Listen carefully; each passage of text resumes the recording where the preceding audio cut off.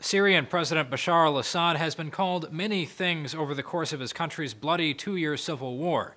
Comedian is not one of them. But that didn't stop him from trying to lighten the mood in a recent interview with Lebanese newspaper Al-Akhbar. While discussing the recent Nobel Prize awards, he reportedly joked the Peace Prize, quote, should have been mine.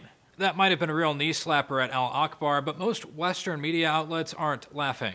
As the Huffington Post put it, few people outside Assad's inner circle will find the joke funny or appropriate. More than 100,000 people have died since the beginning of the Syrian conflict. The actual Nobel Peace Prize went to the Organization for the Prohibition of Chemical Weapons, an international group currently working to eliminate Assad's stockpiles. The OPCW's Syrian mission is in response to a chemical weapons attack on August 21st, which killed 1,400 people. After international backlash, Assad agreed to relinquish his chemical weapons.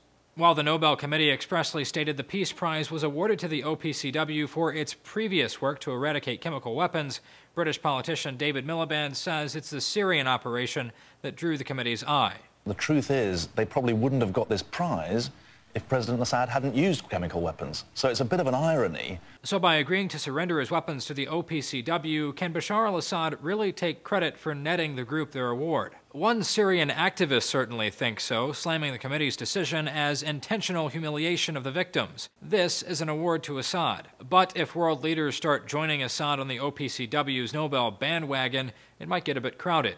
By that logic, the committee could have also awarded President Obama a second Nobel Peace Prize, or given the medal to Russian President Vladimir Putin, who was actually nominated by a Russian group for his role in forcing Syria to give up its chemical weapons. But a writer for Slate says regardless of the circumstances, the OPCW definitely deserves the prize. In contrast to previous years, it's one that actually focuses squarely on the goal of peace building through diplomacy.